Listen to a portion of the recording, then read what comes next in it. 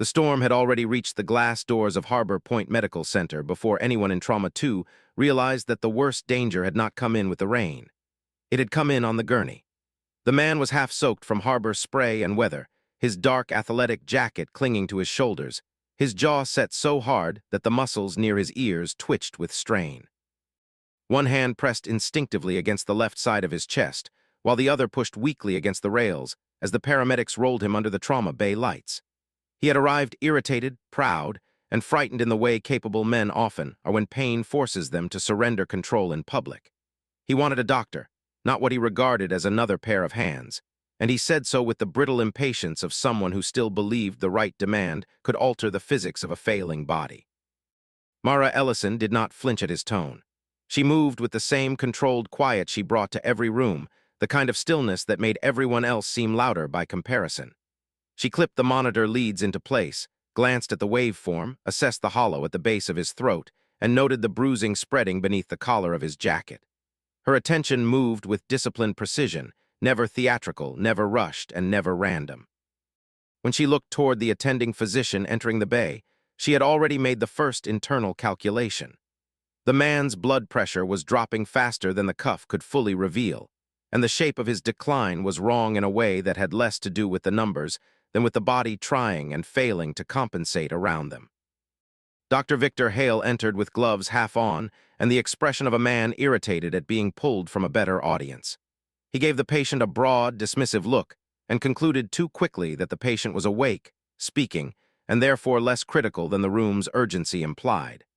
Hale believed in appearances, and the patient's ability to talk still fit his preferred category of not yet disastrous.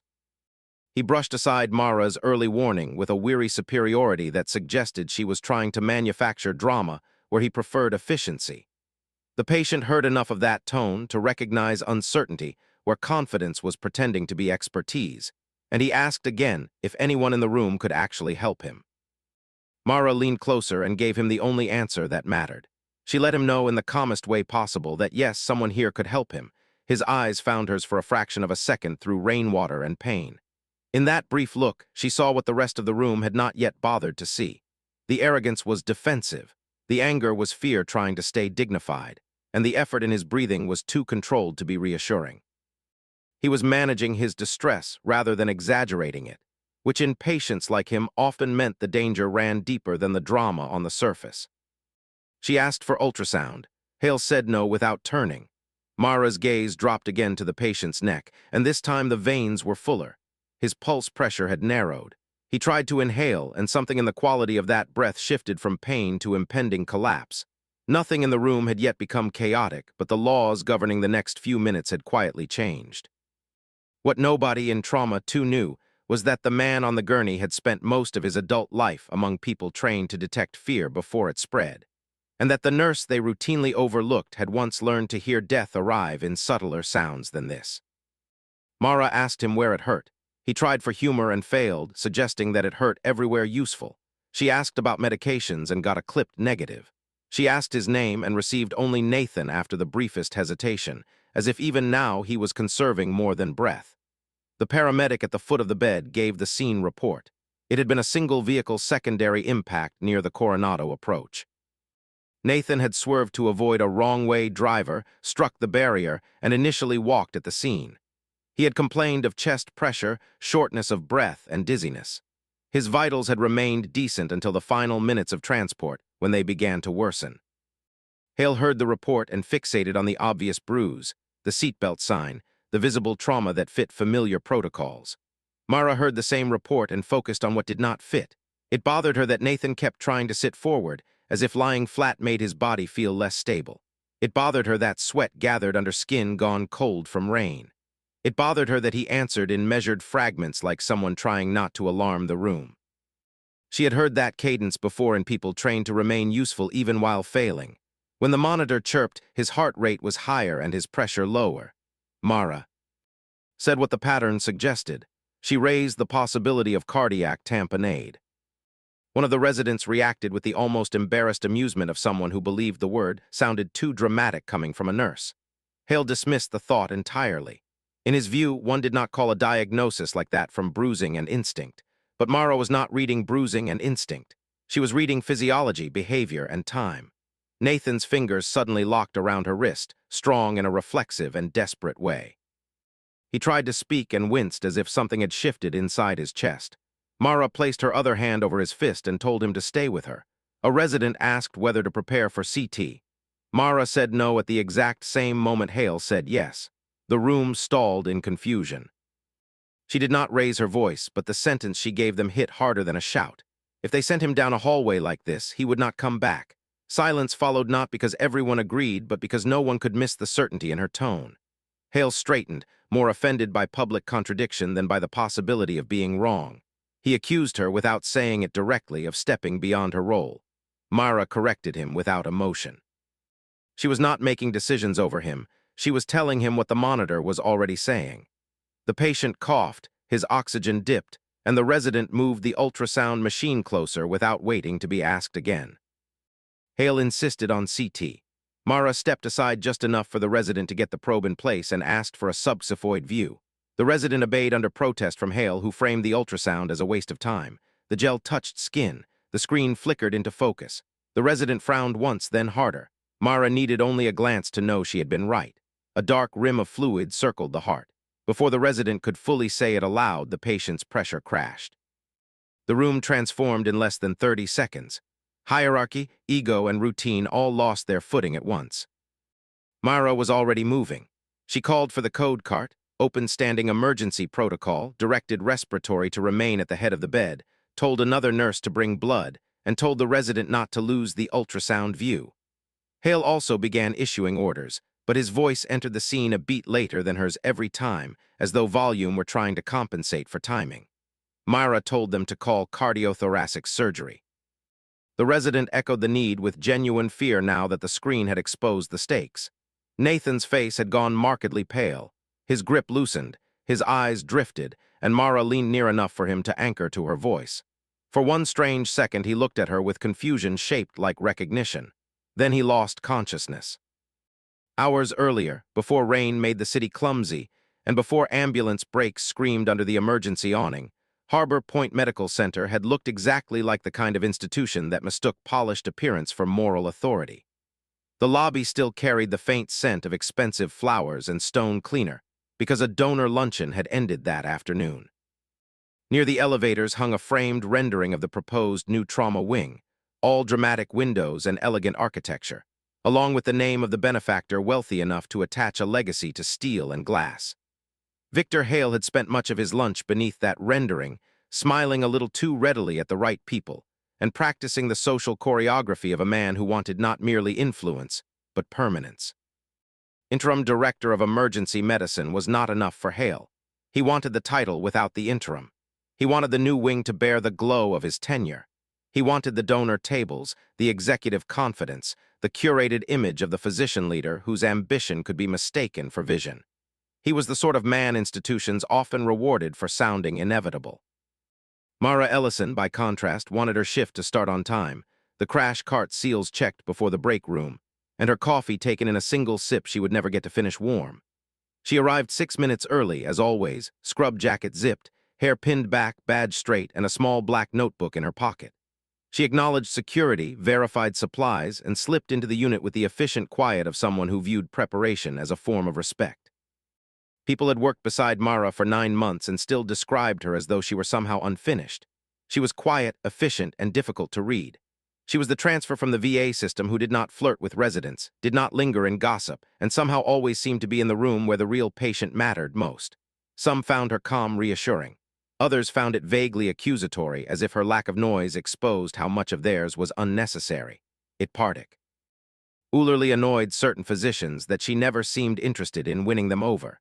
She did not cultivate charm, perform deference beyond what professionalism required, or soften herself into a more flattering shape for insecure egos. The jokes about her had started early. A physician once remarked that Ellison speaks whenever she contributed only a few precise words during handoff. Another called her monk because she moved through the department with the discipline of someone who had decided that wasted motion was a kind of indulgence. Hale preferred a different form of humiliation. He liked to ask her questions in front of newer staff in a tone that framed her expertise as novelty. He would address her as Nurse Ellison with just enough emphasis to remind the room that, in his hierarchy, her competence still belonged beneath his title. He sometimes asked whether she wanted to explain what the actual physicians were missing today, as if daring her to sound presumptuous. She never gave him what he wanted. She would simply say that if she saw something urgent, she would let him know. That refusal to perform either submissiveness or rebellion should have made her easier to dismiss. Instead, it made her harder to contain. Every so often, a patient would begin to crash only minutes after Mara had gently suggested that someone reassess a particular bed. Every so often, she would have equipment ready before an attending requested it, and half a minute later that attending would ask for exactly what was already in her hand. Older veterans noticed things the younger staff did not. An elderly former serviceman would watch the way she tied a pressure dressing or stabilized an airway and ask if she had been Navy. Mara always answered that she had been, but not anymore. That answer became one of the department's small mysteries, because mystery felt safer than the more unsettling truth that she was operating with a level of control most of them had never had to earn. There were breadcrumbs everywhere, though most staff filed them under quirks. Her watch stayed in 24-hour format. She positioned herself where she could see exits without appearing to. She folded trauma blankets the same way every time, corners aligned with one economical pull. She did not jump at alarms, she simply turned toward them faster than anyone else. On quiet nights, she wrote short fragments in the black notebook she kept in her pocket. They were not diary entries. They were narrow, neat lines that might be drug doses, bed numbers, weather notes, names, or dates. Once a resident accidentally knocked the notebook open and saw a page containing only names and dates written in a steady hand. Embarrassed, he made a joke about a serial killer journal. Mara closed the notebook, looked at him with a flash of something so cold and old that the joke died instantly, and said only that it was not. A second breadcrumb lived just above her left wrist. Most of the time her sleeves covered it. Sometimes, when she scrubbed in, people saw the thin silver line of a diagonal scar, clean and controlled, as if something once tried to take the hand and stopped at the last instant. A tech once asked if it had been a kitchen accident. Mara dried her hands and said no, then returned to work. Harbor Point did not know how to process a person who gave so little away while somehow stabilizing every room she entered.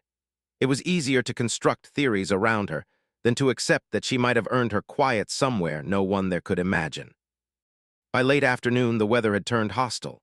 Rain swept sideways off the bay and rattled against the ambulance doors. Tourist traffic coming off the bridge went stupid in exactly the way bad weather makes drivers stupid, all delayed braking and panicked corrections. The emergency department began filling with the soft chaos of weather injuries. Whiplash, sprains, a fractured ankle, one asthma flare, anxious people more frightened than broken, a little blood and a lot of complaint.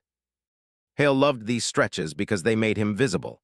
He moved faster when people were watching, explained his decisions aloud, and delivered miniature lectures over half-closed curtains. He liked rooms full of witnesses. Mara kept ending up with the patients too tired or too scared to admire him. She restarted an IV on a dehydrated elderly man whose veins had defeated 2 residents. She caught a medication discrepancy before it reached a confused woman with heart failure. She sat with a frightened husband while his wife went to imaging and told him only what was true, neither less nor more. At 6:14 p.m., a former Marine with COPD gripped her sleeve and asked whether she had been military.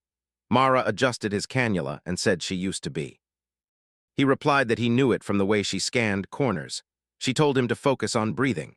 Across the hall, Hale was telling a donor's nephew that Harbor Point had one of the finest emergency departments on the coast.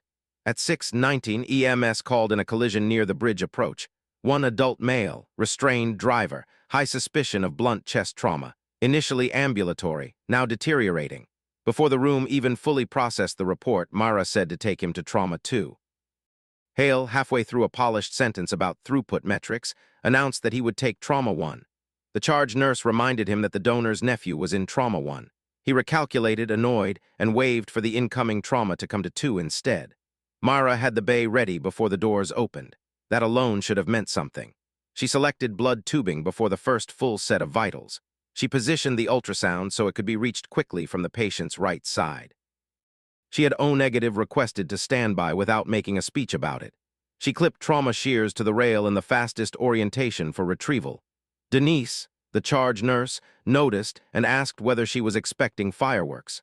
Mara replied that she was expecting seconds to matter. Then Nathan Rourke came through the doors and the shift tipped. He did not look fragile. He looked like one of those men who carried pain as though it had to wait behind his schedule. He was athletic, rain-damp, dark-haired, stubble cutting his jaw into harsher lines, and expensive enough in his clothes to suggest a life of discipline rather than ornament. He had no wedding ring, no outward sign of sentimental clutter, and the unmistakable carriage of a man who retained command of himself even while horizontal. That alone made people think he would be fine. His visible wallet flap showed no military ID, only ordinary things. A driver's license, key card, folded receipt, a phone with one shattered corner. To the room, he appeared to be just another driver from the storm. Yet Mara noticed the tiny details. There was an old healed scar at the base of his throat. His hands carried callous patterns consistent with training rather than office life. There was an almost invisible pale band at the wrist where a watch had recently been removed, the kind worn by people who train in water or under conditions where gear matters. When the paramedics mentioned he had nearly refused transport altogether, Mara's attention sharpened rather than softened. Men who should have come in earlier almost always became more expensive in time once collapse began. Even before the ultrasound confirmed fluid around his heart, her instincts had lined up around one conclusion. The danger was hidden, compressive, and running faster than the room's authority. When the cardiothoracic surgeon finally arrived, wet from the parking structure and annoyed at the delay, she took one look at the screen, one look at the patient, and immediately grasped the stakes. Nathan's pressure was collapsing under an accumulating collection of blood around the heart. There was no time left for ego. A sterile field went up. Equipment materialized. Guided intervention began. What happened next was serious, efficient, and ugly in the quiet way real life-saving often is. No miracle announcement followed, no theatrical comeback, no cinematic clarity. Instead, there was relieved pressure, restored hemodynamics, oxygen clawing upward, and a monitor that stopped sounding like a countdown. Nathan did not awaken like a man returning from a pleasant dream. But color returned, rhythm stabilized, and the room recovered the oxygen it had been losing to fear. Then came the sentence that altered the emotional mathematics of trauma 2. The surgeon removed her gloves, looked at the team, and stated plainly that if the patient had gone to CT, he likely would not have survived the trip downstairs. No one answered. Hale attempted a muttered revision about flexibility in the imaging plan, but it rang hollow. Denise turned to clean up because sometimes practical movement is the only dignified form of witness. The resident looked stunned. Mara went straight to charting. That, too, was characteristic of her. After adrenaline, she anchored events in documentation.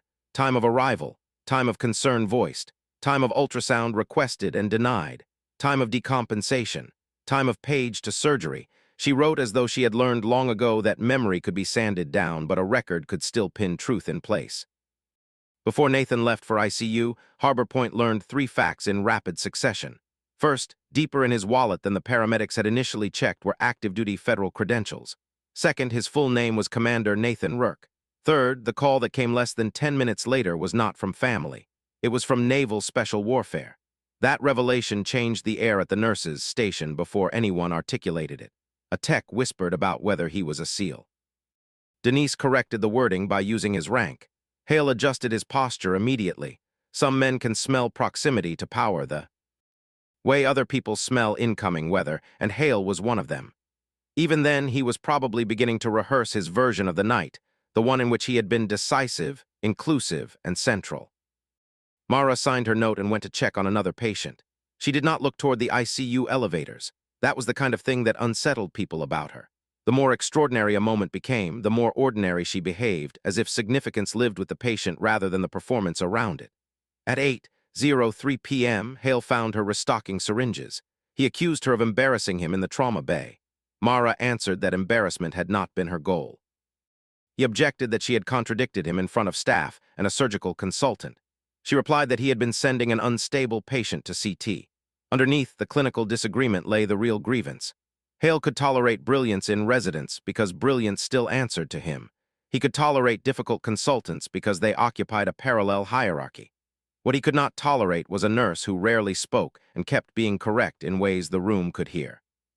When he accused her of acting as though silence made her right, Mara only said that she had acted on what she saw. He pressed closer and tried to reframe the issue around chain of command. Mara answered with the sort of sentence that men like Hale never forgive from women like Mara. She said the chain had been behind the patient. That was the heart of the matter.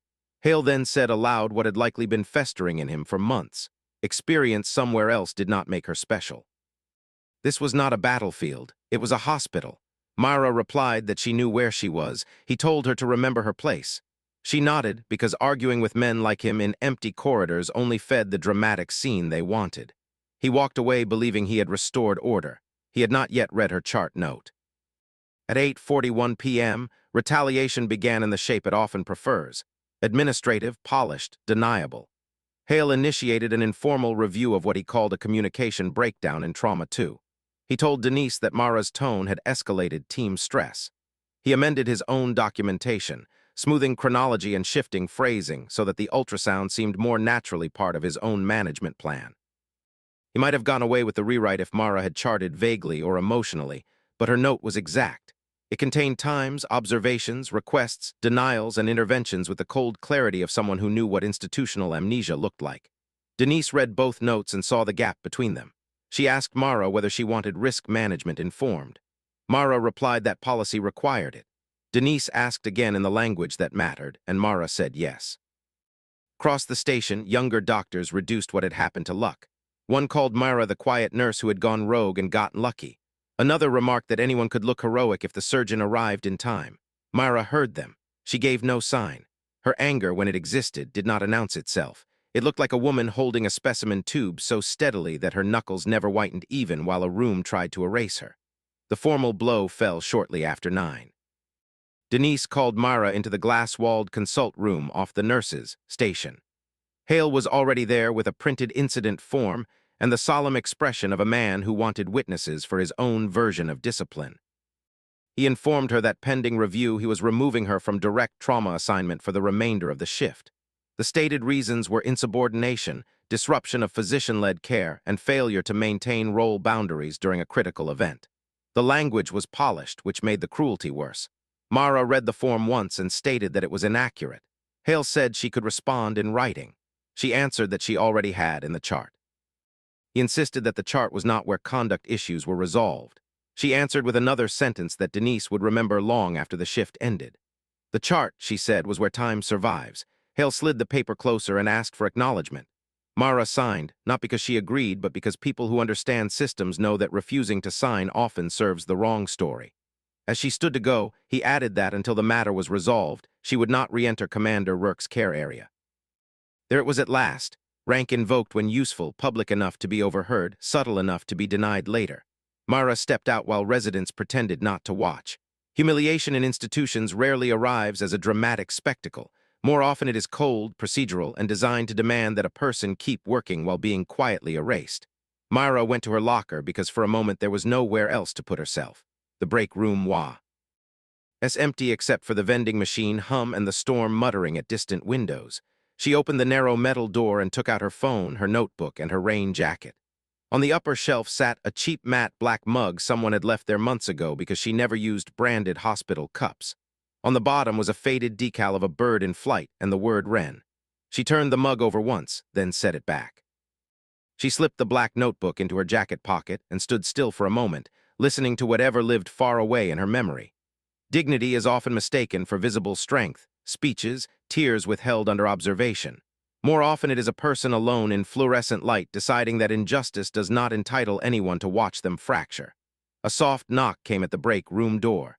It was Dr. Li Chen, the first-year resident from Trauma 2. Li apologized awkwardly for what had happened and admitted that she had seen the ultrasound screen and heard Mara call the diagnosis before anyone else. Mara studied her and understood the type immediately. Li was young, sincere, frightened of authority, but not blind. Mara told her that if she had seen it, she should write what she saw. Li hesitated at the thought of doing so against Hale. Mara corrected the framing. It was not against anyone. It was for the patient. That distinction landed. Li agreed. Mara told her to do it before the night got edited again.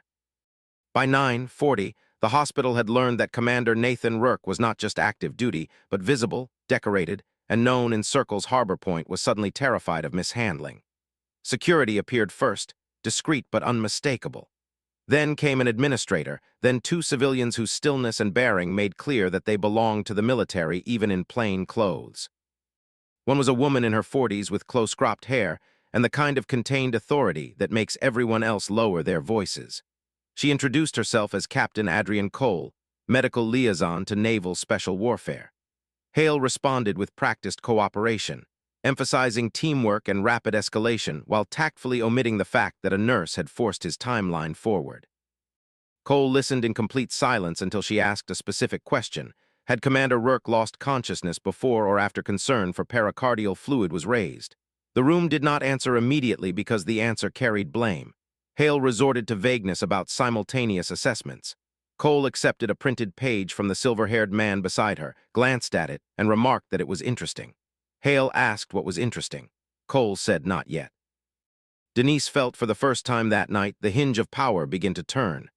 Captain Cole requested separate accounts from everyone who had been in the trauma bay.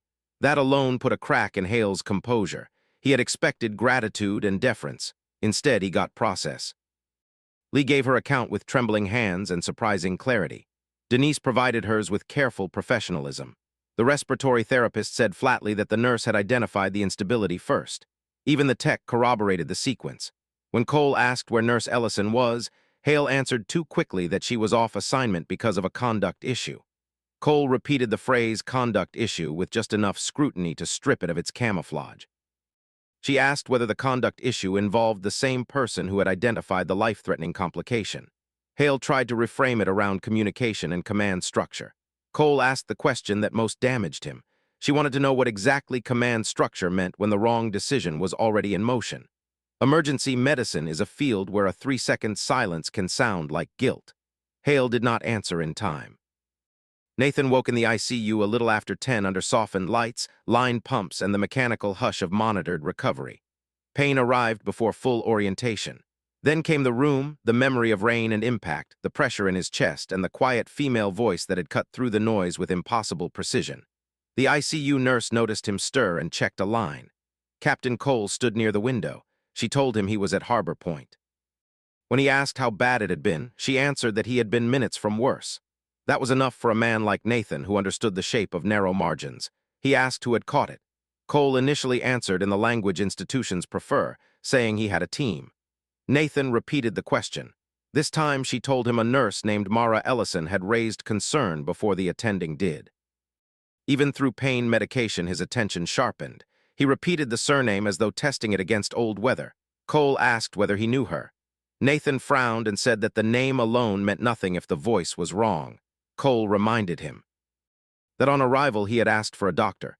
Nathan admitted that if he had, then he had been an idiot with low oxygen. He asked where she was. Cole did not answer directly. Nathan's expression changed from fog to focus. He asked why she was not there. Cole evaded again. Nathan was too trained to miss the omission. He asked for the chart. Cole did not give him the whole chart, but she gave him enough: arrival, intervention, timeline, and nursing note. Nathan read slowly, his concentration distorted but not defeated by medication. He saw the shape of the night immediately.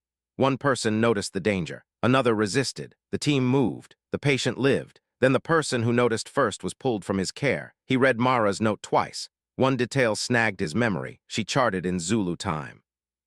Nathan murmured that bedside charting in Zulu belonged to someone who had learned in environments where delay killed people. Hospital counsel stood nearby and tried to soften the matter into an internal disagreement over communication. Nathan let silence press against the room and then asked why the nurse who saved his life had been removed from his care. No one provided an honest answer. He asked how tall she was, whether she was left-handed, and whether she stood naturally on a patient's left. These were not random questions. They were pieces of an old pattern trying to align. Nathan closed his eyes and reached toward memory. He recalled someone years earlier who always stood on his left because of an injury of his he had almost forgotten.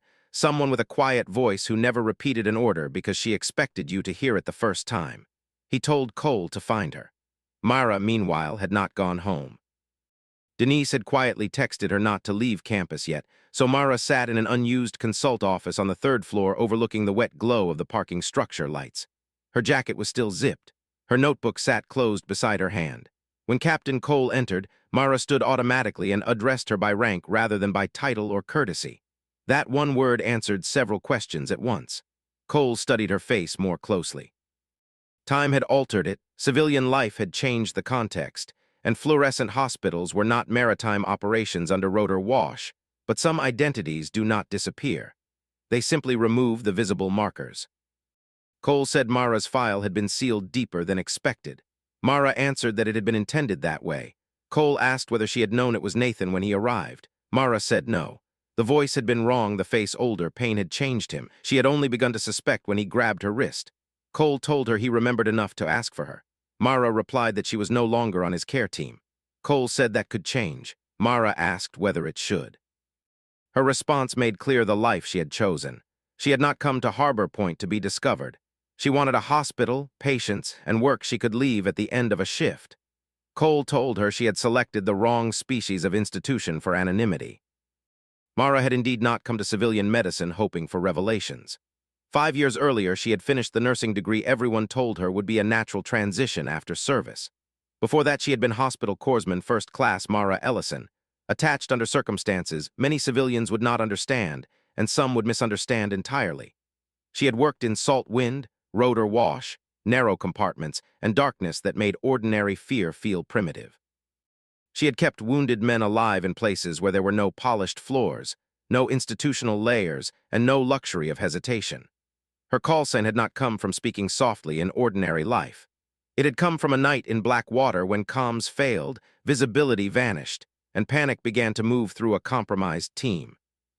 Mara had gone from one injured operator to the next with such calm that afterward someone had said she sounded less like a medic than like a whisper in the dark, and suddenly everyone could breathe again. The name Whisper stayed. She had hated it at first, then she had outlived hating it. There had been one mission in particular, an extraction near a maritime platform, a commander with shrapnel near his clavicle, and a shrinking evacuation window that should have turned catastrophic. Official reports remained classified or partial. Unofficial memory was simpler. Men who should have died did not because Whisper remained awake longer than fear did. Commendations had been discussed. Some were awarded. Some never left secure channels. Mara carried none of that into civilian life. She carried the scar, the notebook, the habit of cataloging exits, and the knowledge that applause has nothing to do with the point of survival. At 11:02 p.m., Harbor Point's chief nursing officer, Sandra Molina, arrived from home wearing a trench coat over business clothes and the control. The anger of a woman who had already read enough to know the problem was not subtle. She had reviewed the incident form, the chart notes, and the risk alerts. In a small conference room, Hale sat with the brittle confidence of a man still assuming the institution would prefer his title to the evidence. Sandra asked why Nurse Ellison had been removed from care after identifying a time-critical emergency before the attending plan accounted for it. Hale replied that clinical insight and insubordination were separate issues. Sandra asked whether they had really been separate that night. He insisted they were. She asked him to show where. The monitor log did not support him. Lee's written statement did not help him. Denise's factual summary made things worse. Mara's note sat in the file like a spike through his revision. Hale fell back on the language of order. Mara had challenged physician direction in front of staff. Sandra asked the essential counterfactual. If Mara had not done that, would Commander Rourke have made it to CT alive? Hale called that speculative. Sandra informed him that according to the surgeon, it was not. He retreated again to professional hierarchy, saying nurses do not run trauma. Sandra answered with cool precision that physicians should not punish them for noticing when physicians are wrong. For the first time all night, Hale seemed to understand that the room was no longer built of allies. Shortly before midnight, Nathan requested Mara again, and this time the request carried the iron clarity of someone too weak to rise and too accustomed to being obeyed to waste breath on unnecessary repetition. Cole went to get her. Mara entered the ICU room with the same steady pace she used for any bedside. The lights were dim, the windows filmed with rain, the monitors whispering. Nathan turned his head the instant she crossed the threshold. Recognition did not explode, it assembled. He tracked from her face to the scar half hidden at her wrist, to the notebook in her jacket pocket, to the fact that she stood on his left without appearing to choose it. She asked about his breathing before anything else, checked the monitor, and told him he was stable though sore. Then he said her name. She answered by calling him Commander. That rank did the rest. Nathan's eyes widened and then tightened with the strain of placing years where years had passed. In a voice roughened by medication, pain, and disbelief, he spoke the old call sign, Whisper. The word landed in the room with the weight of another world. Captain Cole stood at the door. The ICU nurse knew enough not to interrupt. Mara's expression changed only slightly, but there was the smallest lowering of a guard that had remained intact for years. Nathan said he had known it was her. Mara replied with a kind lie, suggesting he had been hypoxic. Nathan said she had once used the same calm with him before, years ago, when he asked whether the team would hold. Mara asked whether it had. The corner of his mouth almost moved. Cole stepped inside and formalized what everyone in the room now understood. She asked, for the record, whether Commander Rourke wished to clarify Nurse Ellison's prior attachment to Naval Special Warfare medical operations. Nathan did not look away from Mara when he answered. He stated that if she said someone was dying, one moved first and asked rank later. That was not a dramatic speech. It was more damaging and more honest than one. The ICU nurse inhaled softly. Outside the door, two administrators, pretending not to eavesdrop, became suddenly aware that the event had grown far larger than an internal staffing dispute. Nathan then said what mattered personally. Mara had disappeared. She answered that she had transferred to civilian life, which happens. He reminded her that she had saved 3 men on the Kestrel platform. Her hand paused on the IV tubing. He said they had all heard enough of the report later to know. Mara told him he should rest. He answered that she had been treated like a problem. She tried to deflect toward the lateness of the hour. He said her name again and made clear that this time he did not intend to let the institution fold her back into silence. By midnight, Harbor Point could no longer pretend the matter was small. The revelation spread quietly at first, then with a kind of institutional respect rumor rarely carries. Residents whispered about who Mara really was. Denise corrected their tone by implying they still did not understand the half of it. Cole made phone calls in the hallway and received one in return from someone whose title caused even counsel to adjust posture. The older staff took the revelation hardest, because ridicule changes character once you learn the person you mocked could have humiliated you at any point and simply chose not to. Lee found Mara near the medication room and awkwardly admitted she had heard about Mara's background. Mara replied that her background was not W. Hat mattered that night. When Lee asked what did, Mara answered with the patient, the chart, and what happened after. Lee then revealed that she had not only filed the statement but saved the monitor strip. That made Mara look at her with unmistakable approval. The confrontation itself did not unfold in a lobby, nor before an audience hungry for theatrical justice. Real institutional reckoning usually arrives in conference rooms with stale coffee and doors that close hard enough to keep spectacle out. At 1:20 a.m., Sandra Molina convened an emergency review. Present were Hale, Sandra, Hospital Counsel Edward Shaw, Captain Cole, Denise, Lee Chen, the cardiothoracic surgeon, a risk representative, and by direct patient request, Commander Nathan Rourke on remote ICU audio for part of the proceeding. Mara was asked to join last. Hale disliked that immediately. Sandra opened by naming the scope: fact-finding regarding trauma intake, recognition of acute instability, intervention, and the alleged retaliatory reassignment of nursing staff. Hale objected to what he called military presence influencing hospital chain of authority. Nathan's voice came through the speaker, rough but steady, advising him not to confuse authority with accuracy. The room quieted with the clean silence of people hearing the tone of final patience. Sandra proceeded. Monitor logs were projected first.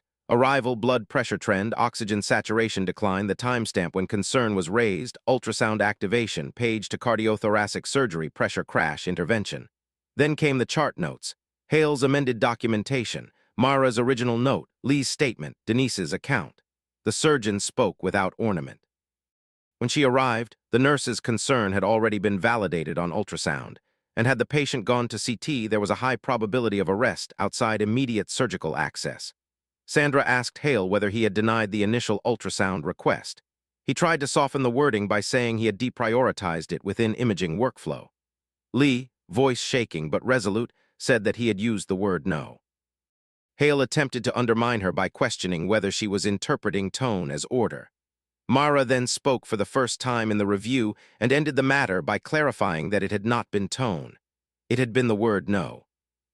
Risk then addressed the staffing action taken against Mara less than an hour after the save. The representative described the proximity between event and discipline as raising concern for retaliation. Hale insisted that he had acted to preserve order. Sandra asked whether order had actually been at risk, and from whom. At last, his answer sounded nakedly personal. He said the danger was staff deciding they could override physicians whenever they felt strongly enough. Nathan's voice came over the speaker again and cut through the abstraction.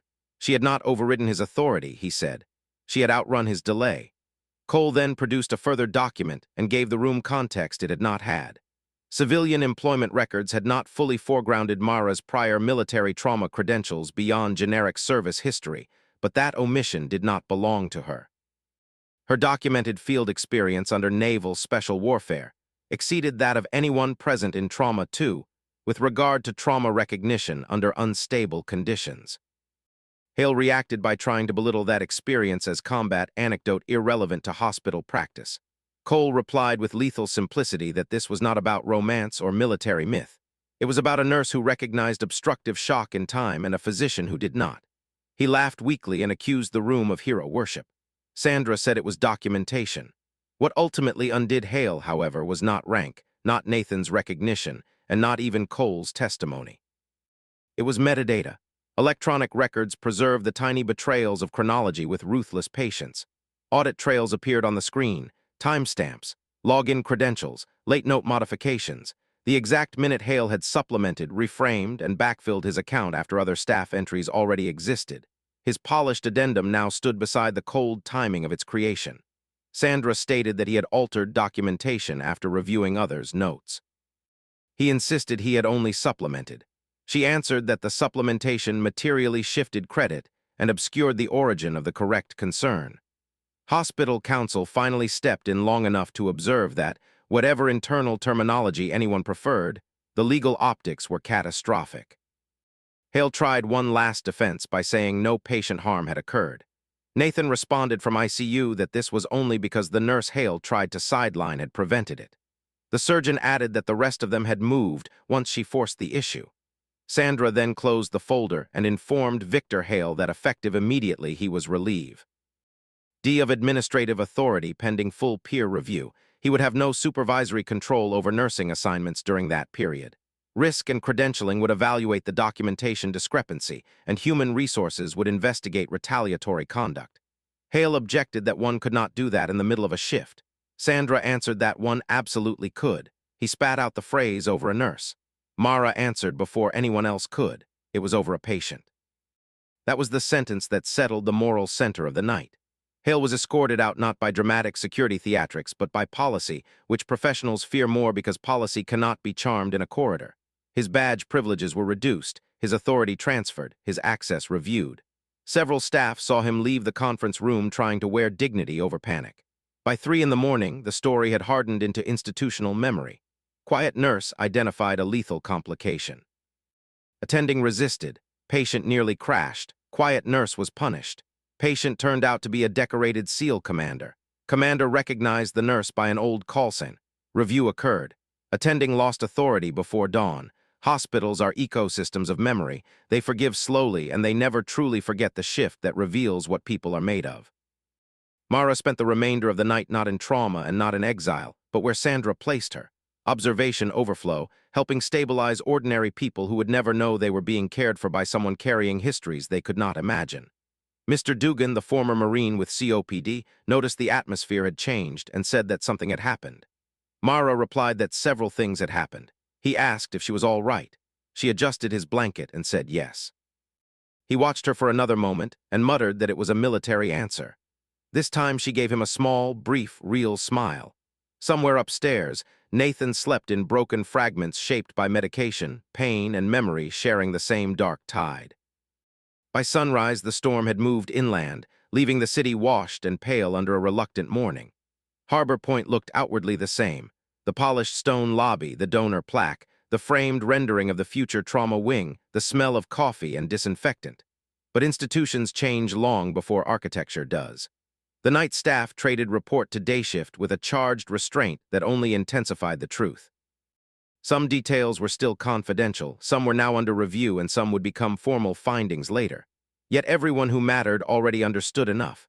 The ordinary assumptions had fractured. The white coat had not seen first. The dark blue scrubs had, and the scrubs had not asked for recognition, only for the chance to keep the patient alive. Li Chen, exhausted and altered in the subtle way young physicians sometimes are after their first real collision with hierarchy and truth, gave her handoff more carefully than usual. She no longer used the vague language that allows discomfort to hide inside teams. Denise did not have to tell her twice. The monitor strip, the timeline, the note, and the audit trail had taught Lee something medical school never quite could. Courage in medicine is often not the loud declaration of certainty. It is the willingness to record what happened before power arranges a prettier version. Denise herself moved through the early morning with the expression of someone who had witnessed an overdue correction. She had always known Mara was different. Now she knew enough to understand that difference had never needed their validation to exist. On the administrative side, phones had begun their own cascade. Risk management opened a formal case. Credentialing requested records. Human resources prepared interviews. Sandra Molina, who had seen enough careers built on optics and enough harm justified as professionalism, intended to make the review airtight. Not because Nathan Rourke carried the kind of rank and visibility that made hospitals nervous, though that certainly accelerated attention, but because the facts themselves were clean. She knew a rare thing when she saw it. A case in which truth had survived initial retaliation because one nurse charted well, one resident preserved the strip, one charge nurse followed policy, one surgeon spoke plainly, and one patient lived long enough to ask the right questions. Nathan woke later to a steadier body and a world that hurt in more localized ways. The first awareness he had was that he was still alive because someone he had known in a very different life had heard death in his chest before the rest of the room did. The second was that he did not intend to let the institution fold her back into anonymity without at least acknowledging what had happened. Yet he also understood enough about Myra to know that gratitude, if performed too loudly, could become its own violence. People like her did not spend years carrying others through catastrophe only to want a spotlight in civilian hallways. What she had wanted, as Cole told him, was a hospital, patients, and work that ended at the shift. That knowledge complicated his instinct to intervene. He could protect the record. He could insist on the truth, but he could not decide for her what shape being seen should take. When Cole briefed him on the review outcome, he listened without visible satisfaction. Hale had lost administrative authority, yes. The hospital had begun formal inquiry, yes, but Nathan's attention fixed on smaller details. Had Mara been reinstated to full clinical standing? Had her note been preserved? Had the disciplinary action been frozen pending review? Cole answered yes to each. He closed his eyes briefly, not in relief exactly, but in the tired acceptance of a man accustomed to systems that move only when cornered by clean evidence. He asked whether Mara knew the action had been reversed. Cole said Sandra had handled it directly. He asked whether Mara wanted to see him again. Cole did not answer immediately because honesty required care. Finally, she said that Mara would see him if patient care required it, and beyond that she had asked for nothing. That answer told him as much about her as the old call sign ever had. Mara had always understood the difference between rescue and ownership. Years earlier, she had pulled men back from the edge without asking to become the center of their identities afterward. She had done the work, then walked away when the work was done. There had been a kind of discipline in that, too, one the world almost never celebrated because it did not flatter the audience. Nathan found himself thinking about the Kestrel platform, the dark water, the compressed breathing over failing comms, and the memory of a voice that never rose because it never needed to. He had not realized until that ICU room how much of his understanding of comm had been borrowed from her. Myra returned for her next shift on time. That more than anything else unsettled the department into a new respect. She did not come in searching faces for apology. She did not deliver a speech about what people had gotten wrong. She checked the crash cart, straightened supplies, reviewed assignments, and moved toward the first patient who needed her. Some staff could barely meet her eyes. Others overcompensated with awkward courtesy. A few, usually the older or wiser ones, simply treated her the way they should have from the beginning, as a professional whose competence no longer required explanation. Lee was among those who had changed in the useful direction. She no longer looked at Mara as a mystery. She looked at her as a standard. Victor Hale's absence from day-to-day supervision spread through the department as fact rather than rumor within 24 hours. Official communications used neutral language about interim administrative reassignment and ongoing review. No memo captured the full moral geometry of the thing, but people did not need one. Staff knew exactly why he was gone. In private conversations, his defenders found little ground to stand on. The timestamps were real. The denials were real. The retaliation was real. Even those predisposed to protect physicians over nurses struggled against the bluntness of the record.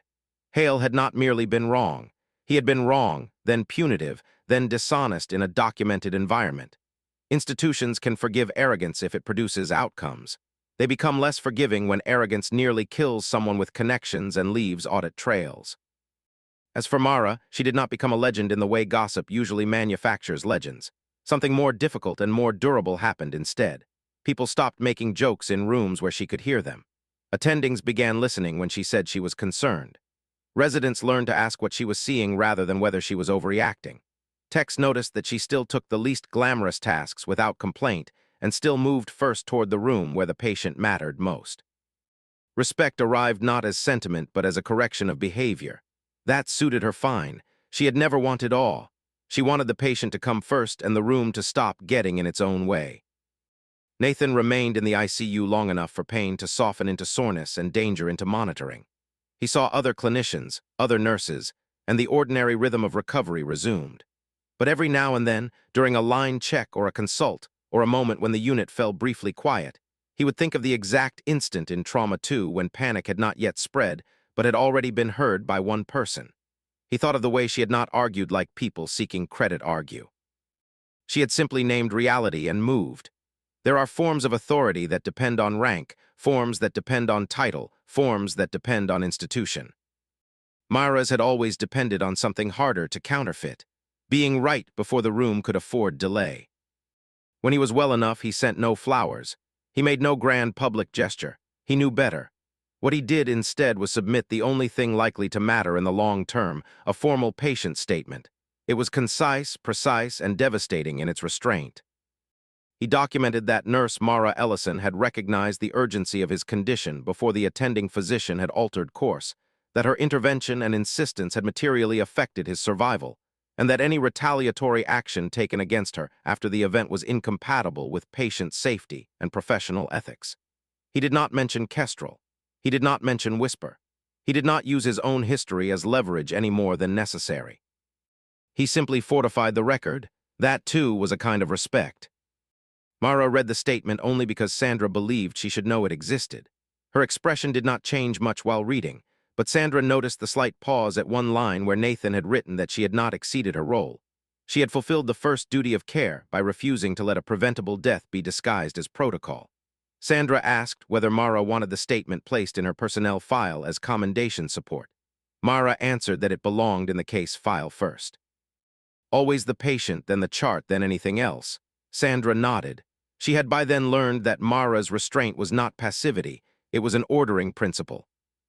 In the days that followed, pieces of Mara's past continued to surface only where necessary. Credentialing requested clarifications. Human Resources asked whether there had been omitted military trauma leadership experience. Mara provided exactly what civilian disclosure required and not a word more. Captain Cole handled the rest where official channels mattered. There was no appetite anymore for trivial curiosity. People sensed boundaries now. The old notebook remained in her pocket. The scar remained mostly covered. The watch stayed in 24-hour time. The difference was that no one mistook those details for affectation anymore. They were evidence of a life that had trained itself for seriousness long before Harbor Point learned how to pronounce respect. One evening near the end of a later shift, Lee found herself in a room with a deteriorating patient whose numbers still looked acceptable if read lazily. She felt the old temptation to wait for a more senior person to declare concern first. Then she remembered Trauma 2, the monitor strip, and Mara's note where time survived. Lee called for reassessment early. She was right. No one applauded. They simply moved in time. When the patient stabilized, Lee caught sight of Mara across the station. Mara gave no smile, no lesson, only the smallest nod. It was enough. Trust, Lee was learning, weighs more than praise. Harbor Point's polished surfaces continued to reflect money, ambition, and institutional self-regard. The trauma wing rendering remained on the wall. Donors still came. Administrators still spoke in polished phrases. But beneath that, the night of the storm had altered the internal map. There was now a permanent example lodged in memory of what happened when calm competence was dismissed because it wore the wrong uniform, and of what happened when documentation refused to let that dismissal stand. The story would be told and retold in different forms, cleaner in some mouths, sharper in others, but the center would remain intact. A quiet nurse had heard death earlier than the room. A man who lived because of it had recognized her from another life. An institution that nearly punished the truth had been forced to read its own timestamps. For Mara, none of that changed the next patient needing pain medication, or a dressing change, or a hand held before imaging, or a correction made before a wrong dose reached a vulnerable body. The work remained the work. That had always been the point. Yet something had shifted all the same. She no longer moved through Harbor Point as an unfinished sketch in other people's minds. She moved through it as herself, still quiet, still difficult to read, still uninterested in performance, but no longer so easily reducible by the room's assumptions. The irony, had she cared for irony, was that the one thing she had not wanted was precisely what the night had made impossible: invisibility. And somewhere inside that impossibility was a subtler justice than promotion, apology, or rumor.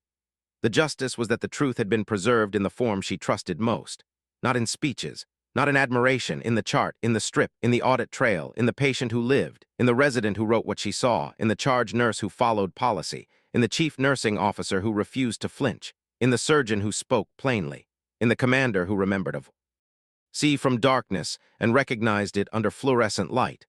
All of it together made a record no institution could comfortably sand down. The storm passed. Another shift came. Another patient arrived afraid and irritated and hoping somebody competent would take over. Mara Ellison washed in, adjusted her sleeves, and went where she was needed. She stood where she could see the room. She listened for what did not sound right. She kept her notebook close, her voice low, and her attention where it had always belonged. Some people in the hospital now knew she had once been called Whisper in places far more dangerous than these hallways. Most patients never would. They would know only that when things turned bad, the quiet nurse at the bedside seemed to notice first, and that somehow the room became more survivable when she was in it. For Mara, that was enough. For the people who had finally learned to recognize it, it was a lesson they would carry long after the storm, long after hail, long after the paperwork closed. Quiet competence had entered the room before the crisis fully announced itself, and by the time everyone else understood what they were looking at, it had already saved a life.